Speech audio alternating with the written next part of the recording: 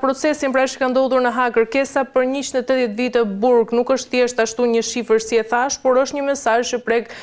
identitetin, narrativën e luftës dhe mënyrën se si historia e Kosovës tashmë po riformulohet në sallat e gjyqit. A kemi të bëjmë, zotja Dili, tashmë me një drejtësi të barabartë, apo ndoshta është një standard i dyfisht që po rishkruan historinë?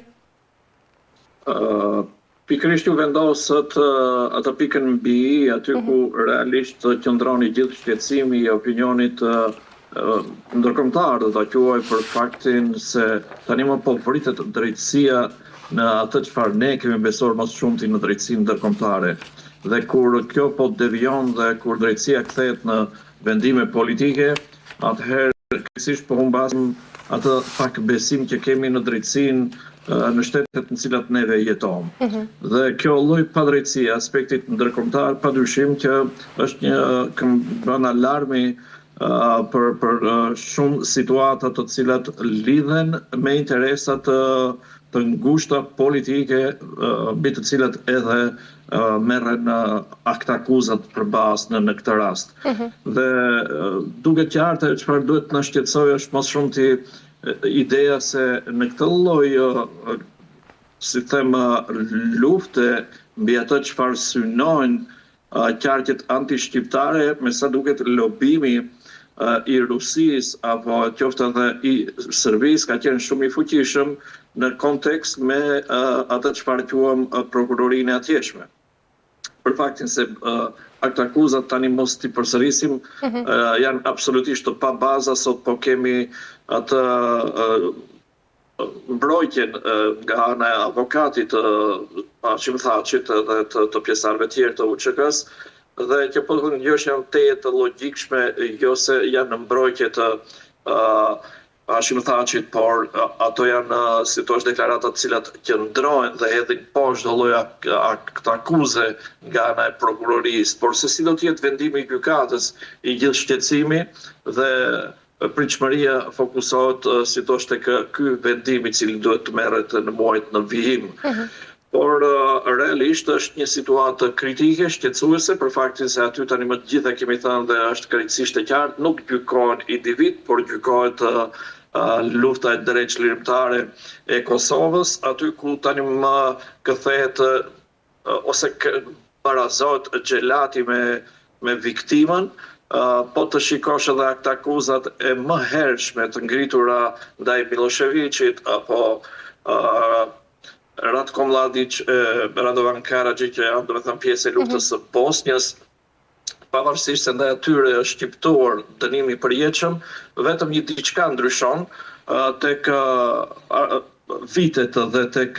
vendimi i përjetshëm, se edhe ky është domethënë një dënim nga ana e prokurorisë që kërkohet i përjetshëm për pjesëtarët e shtabit të përgjithshëm të ushtrisë çlirimtare të Kosovës. Pra kemi një lloj krahasimi, një njësim të paqëndrueshëm, ndërkohë që atje kemi një gjenocid të përmasave botërore mund ta quaj, por padyshim rajonale, po gjenocidi i cili ka ndodhur në Bosnjë dhe në Kosovë, dhe kemi një vendim po të ngjashëm se 45 vite, për 180 vite për të katër bashkë, thatë ju, është i ngjashëm me një vendim gati të përmasës një burgimi të përjetshëm. Dhe kjo është krejtësisht duket në pamje që është tendencioze dhe e papranueshme, por se si do të lëvizin tani konjunkturat e asaj çfarë quajmë diplomacia e nën tokës për të lobuar me shtetet të cilat neve i kemi aleat, këtu duhet tani më të vendoset në lëvizje dhe besoj se këtë do ta realizoj përsa kanë kapacitete dy shtetet tona, Shqipëria dhe Kosova, por edhe pjesëtar tjerë padyshim të shteteve të cilat janë thash aleat të shqiptarëve. Është një betejë jo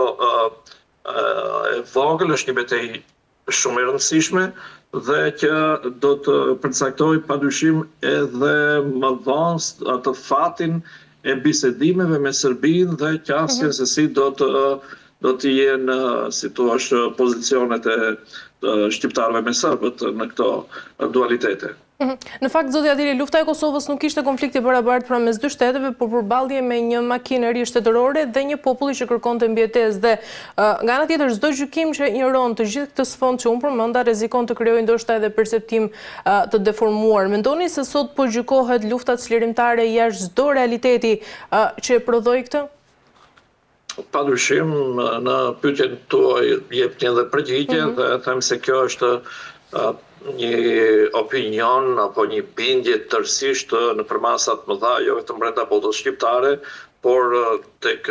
gjithë secili që realisht gjykon mbi atë çfarë quajmë drejtësi reale. Nuk mund të akuzosh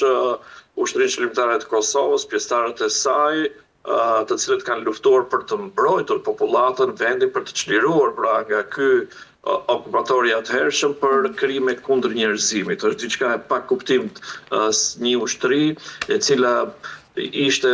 me armatime të lehta në një organizim më shumë vullnetar, pa realisht një lloj komande e cila kishte një ndikim dhe kishte, si thuaç, atë mbikëqyrjen edhe se si lëviznin pra trupat e radhëve të saj për ashtu si ishin në forma më shumë guerrilase,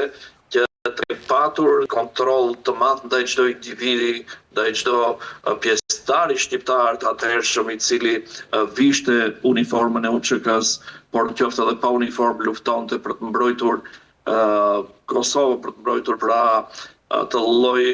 genocidi i cili po i afroheshte Kosovës dhe lufta kundër njerëzimit padyshim në përmasat e terminologjisë juridike është ndërmarrë dhe është realizuar nga ana e Serbisë ndaj shqiptarëve në Kosovë dhe nuk ka logjikë të ketë ndodhur e kundërta. Pra këto akuzat mos them që janë qesharake, por realisht nuk absolutisht nuk janë të besueshme as për logjikën e shëndosh të njeriut, por them as pak për juristët. Por ajo çfarë duhet të na shqetësojë është edhe një fakt tjetër që dua ta përmend, sepse kur i kthehemi vetes shikojmë që kemi shumë mangësi, dobësi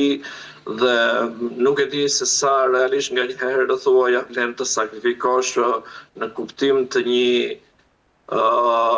mungesë dinjiteti, do ta thosha, shumë të madh që po na ndodh brenda mentalitetit dhe veprimit,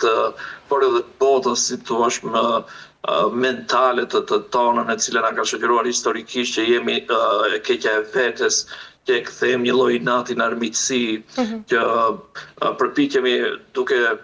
patur një urrëtie të pafrenuar ndaj një individi, po vendosim pikpyetje të ardhmen e kombit, të ardhmen e shtetit dhe të një sakrifice sublime dhe shekullore, si që ndodh me këtë rast ku kemi mbi 100 dëshmitar shqiptar të paraqitur në Hag dhe kundër Miloševićit, nuk e di a kalon apo s'kalon 50 të tillë. Pra kjo është ajo çfarë më shumë ti na lëndon, duhet ta ndjejmë veten, si thua, në një lloj kuptimi, mos të them të turpruar, por që duhet këtë lloj argumenti ta kthejmë në një aksion absolutisht presioni, do të thosha, ndaj shqiptarëve të pandërgjegjshëm që duhet t'i thrasin mendje, sepse këtu nuk gjykohet individi, këtu gjykohet Kosova, pavarësia e saj dhe lufta e drejtë çlirimtare e Kosovës. Kjo është ajo çfarë neve tani është momenti për të na shqetësuar për faktin se i kemi krijuar një lloj komoditeti dhe hapësire diplomacisë, jo vetëm serbe, por dhe ruse, që të veprojnë në këto momente në atë çfarë ato e kanë si dëshmi këtë akuzë të prokurorisë, e cila ju vlen për të na sulmuar në arenën ndërkombëtare për çnjohjen e Kosovës, për mos avancimin e saj, nesër për të qenë më të fuqishëm në tryezën e bisedimeve, në këtë dialog i cili për momentin është në avantazh të tyre dhe jo tonën. Dhe gjithë kjo ofenziv mund pastaj të krijojë edhe atë efektin sinxhiror që bota serbe, e cila është e ulur këmbë kryqe dhe në Shkup, mund të ngrejë po pra për të rishqyrtuar lëndën e Tribunalit të Hagës për revolucionin luftën pra e vitit 2001 në Maqedoni dhe të krijojë një lloj tensioni i cili mund të riciklohet padyshim në krizat të cilat nuk mund të themi se të kujt natyre mund të jenë, por që kjo do të ndodhi nëse mendoj unë nuk do të kenë një gjykim të vërtet nga Haga për muajt të cilët vinë më pas. Ndërkaq, Zoti Dili, ka figura të përfolura për përfshirjen në krime të rënda që nuk janë përballur me procese të ngjashme ndërkombëtare dhe kjo krijon sigurisht atë ndjesinë selektive pra që përdoret. Pse disa dosje, Zoti Dili, duket se zbehen me kohën ndërsa të tjerat marrin peshë të jashtëzakonshme, siç është edhe kjo e Hagës që po ndodh tani për Tacin dhe të tjerët? Kjo ndodh edhe për arsye të zhvillimeve të gjeopolitikës, ndodh edhe për aspektin edhe të fajësisë sonë se nuk kemi qenë ndoshta sa duhet si thua të përfshirë për të mbrojtur realisht përfaqësuesët e ushtrisë shqiptare të Kosovës atje për të mbrojtur vetë Kosovën, pavarësinë e saj e kështu me radhë. Pra nuk shikoj që kemi një agjendë reale, një agjendë do të thënë intenzive, një përpushtim dhe preokupim të cilit i takon rreth parë Kosovës, por padyshim edhe Shqipërisë, apo pse jo të koordinuar njëra me tjetrën për që të kishin ushtruar një lloj diplomacie dhe të rystie më të fuqishme dhe mos ngeleshte si thua vetëm në duart e organizatave të nga lufta, realizuar ato demonstrata, protesta, reagime të natyrave të ndryshme që ne i kemi pa në Bruxelles, në Prishtinë, Tiranë, Shkup, dhe që pritet 17 të shkurt tani të kemi atë marshin e kërkimit të pafajësisë dhe lirisë e jo drejtësisë politike. Pra, mendoj se duhet pranuar që kemi një fajësi jo të vogël edhe ne si shqiptar them për dy qeverit tona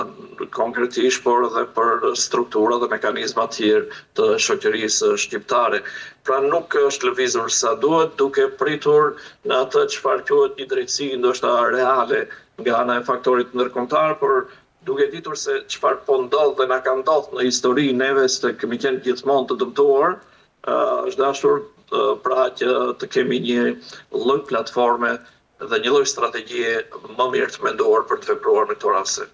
Zoti Dili, ndërkaq çfarë ndodh me besimin ndaj institucioneve ndërkombëtare nëse drejtësia pra përceptohet selektive ashtu si e tham, kur pasi drejtësia nuk është vetëm vendim gjyqësor, por nga ana tjetër është edhe perceptim publik, pra nëse një shoqëri e tërë ndjen se procesi është i njanshëm, pasojat më tej shkojnë edhe përtej një sallë të gjyqit. Keni shumë të drejtë, nëse vërtet do të ketë një vendim të kësaj natyre, padyshim që shqetësimi do të rritet në mungesë të një drejtësie të cilës ne kemi besuar tek faktori i jashtëm, por jo vetëm ne, këtë lloj ndjesie dhe perceptimi padyshim do ta kenë shumë kombe tjerë, shumë shtete tjera dhe për mendimin tim do të vendoset në pikpyetje legitimiteti i Tribunalit të Hagës dhe që nuk e di se kush mund të jenë më pas veprimet e aspektit politik dhe diplomatik, por mendoj që gjykata ndërkombëtare e Hagës nga shqiptarët pse jo duhet të jetë një institucion ndërkombëtar i cili mos njohë legitimitetin fundja të këtij vendimi, edhe pse pas këtij vendimi pastaj kemi të drejtën e apelit, i cili po prap merr një kohë 2 deri në 3 vite tjera, që mund të krijojë një lehtësim të dënimit i cili do të vijë nga ana e gjykatës në muajt në vazhdim. Por ajo çfarë dua të them është se kjo do të na fusi në një lloj cikli mosbesimi tek drejtësia dhe kur mungon drejtësia, padyshim aty pastaj kemi të vështirë që të besom në zhvillimet e tjera të cilat do të lidhen me tërheqësinë që mund të ndodhi Kosovës për të realizuar dialog me Serbinë. Kur kjo drejtësi mungon atë tribunal të Hagës, i cili është ngritur për të nxjerrë drejtësi dhe jo për të krijuar si thua thash edhe më herët viktimën Xhelat dhe Xhelatin për të amnestuar, sepse kështu i bjen, po përkthelet Serbia dhe po Kosova po penalizohet. Atëherë më thuaj si do të ulet nesër kryeministri i Kosovës Kurti apo delegacioni i Kosovës, qoftë edhe në një përbërje më të madhe, me atë lloj drejtësie e cila mungon në Hag për të zhvilluar bisedimet me Serbinë. Kujt do t'i besohet? Lajçakut, i cili doli me skandalet e Ishtajn edhe skandale të kësaj natyre kemi edhe me personalitete tjera në Bashkimin Evropian, ku realisht ato nuk e din veten se ku janë në këto momente, duhet t'ju besojmë atyre, dhe po prap duhet t'i kthehemi një lloj besueshmërie më të madhe dhe kërkimin, si thua, e kësaj zgjidhje aty ku është gjetur edhe në vitet e 90-ta tek Shtetet e Bashkuara të Amerikës, e cila pa ndërhyrjen e atyre Ballkani sot mund të ishte në një zonë po prap lufte dhe konflikti. Pra Europa është treguar e paaft, tregohet gjithnjë e tillë, dhe sidomos kur vjen në çështja e shqiptarëve, ato kanë mbajtur një lloj pozicioni të rikë, mos e kot, mos them, kanë qenë në favor më shumë të Serbisë se sa Kosovës. Kështu që nëse nuk do të kemi një vendimarrje të drejtë për lirimin e kupolës së UÇK-s, atëherë realisht bisedimet me Serbinë nuk kanë kuptim, për faktin se ofensiva atyre në tavolinë do të jetë shumë agresive se deri më tani. Atëherë për çfarë bisedimesh do të bëhet fjalë në një dialog të tillë kur kemi një padrejtësi aty nga ku ne presim drejtësi e cila mund të ndikojë pastaj edhe në atë çfarë quam për afrimin e marrëveshjes së një dialogu mes Serbisë dhe Kosovës. Prandaj ky vendim ka shumë peshë dhe që pasojat do të jenë jo të vogla nëse nuk do të kemi një vendim real për lirimin e 4 mbartësve të asaj çfarë ne e quam si sublime ushtria çlirimtare e Kosovës dhe bashkë me atë edhe pavarësia e atij shteti dhe perspektiva e vetë rajonit. Pra, ky vendim do të ketë një lloj efekti i cili o do të kemi një sinjal shprese për paqe, ose do të kemi një moment tjetër i cili do të mbajë në tension, pasiguri dhe në kriza Ballkanit dhe rajonit. E qartë. Mirë, zoti Dili, për të kaluar tek një tjetër çështje, pas certifikimit të rezultateve të zgjedhjeve të 28 dhjetorit dhe përmbylljes së gjithë ankesave që patën partitë dhe kandidatët politik, presidentja e Kosovës Vjosa Osmani ka thirrur dhe seancën e parë pra të konstituimit të kuvendit të ri të Kosovës. Mendoni se tashmë do të arrijnë partitë të konstituojnë kuvendin pa bllokata, apo nga ana tjetër vendi ndoshta mund të rrezikojë edhe një gërç të ri institucional? Momenti i fundit i gjykatës së Hagës duket sikur ka reflektuar pozitivisht edhe në deklaratat e kryeministrit aktual dhe të ardhshëm të Kosovës, Albin Kurti, të Glauq Konjuca, dje kishte një pozicion dhe një prononcim shumë shpresëdhënës për atë çfarë ne dua për afrimin pra të palëve, i cili shprehu gatishmëri për të mbrojtur, për të qenë në Hag në krahun e themeluesve të ushtrisë çlirimtare të Kosovës, dhe kjo lloj gjuhe tani më po lën në situatë shpresë dhe hapësirë për një bashkëpunim për të ardhmen, edhe pse numrat vetvendosja i ka për të konstituuar parlamentin dhe ajo pritet që të ndodhi dhe do të ndodhi besoj sot, por që problemi më i madh është me zgjedhjen e presidentit apo presidentes aktuale, e cila kërkon një konsenzus të paktet me një nga partitë opozitare për të arritur atë numrin e nevojshëm të 80 deputetëve që duhet të jenë në kuvend ditën e zgjedhjes. Dhe kjo është një sfidë të cilën unë mendoj se duhet ta kaloj dhe do ta kaloj, kam shpresë, klasa politike atjeshme, për faktin se tani jemi përballë një situate për cilën ne folëm pak më përpara që mos përsëritemi, të një gjykimi që i bëhet Kosovës dhe jo 4 individëve. Këtë e ka të qartë gjithë secili, më shumë padyshim pesha e përgjegjësisë është tek qeveria e Kosovës, kryeministri Kurti, i cili do të gjejë se mekanizma për të arritur konstituimin e parlamentit, zgjedhjen e organeve të parlamentit dhe më pas atë çfarë presim zgjedhjen edhe të presidentit, që të jenë më të konsoliduar pra partitë politike në Kosovë për patur qëndrime më të unifikuara dhe që të nesërmen të përgjigjen asaj çfarë kemi ne pritshmëri me plot përgjegjësi dhe me dinjitet përballë kësaj situate e cila po vendos si thua do ta them prapë në pikë pyetje të ardhmen e Kosovës, stabilitetit të saj dhe të rajonit në tërësi. E qartë, mirë, zoti Dili, për të mbyllur, ndërkaq, mendoni si kjo lëvizje tashmë është për të garantuar stabilitetin apo ndoshta edhe një mënyrë për të ushtruar presion me të gjitha forcat politike që të nxitojnë edhe marrëveshjet dhe nga ana tjetër sa i përket edhe buxhetit të miratuar. Pra pa një buxhet të miratuar, shumë projekte dhe obligime shtetërore do të mbeten pezull dhe çdo vonesë sigurisht do të kishte pasoja direkte ekonomike, por edhe sociale. Mendoni se do të përdoret buxheti si një mjet presioni mes të gjitha partive për të siguruar ndoshta poste dhe ndikime? Unë jam besim plot në këtë rast,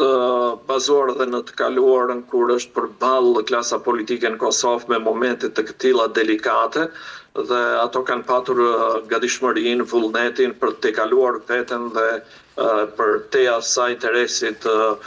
partijak apo mos të them individual dhe kanë ditur që të marrin pozicione të cilat kanë qenë në shërbim të shtetit Kosovës, të popullatës dhe perspektivës së saj. Kam bindjen që edhe kësaj radhe padyshim do të zhbllokohet edhe ajo çfarë ju quani buxhet, i cili edhe lidhet edhe me një grant tjetër i cili pritet të jepet nga Bashkimi Evropian, nga Fondi monetar mosgaboj dhe nga Banka për Zhvillim dhe Ndërtim, që është jo më pak rreth 900 milion euro, rreth 1 miliard euro, pra bashkë edhe me buxhetin e Kosovës, do të zhbllokojmë edhe këto grante tjera të Bashkimit Evropian që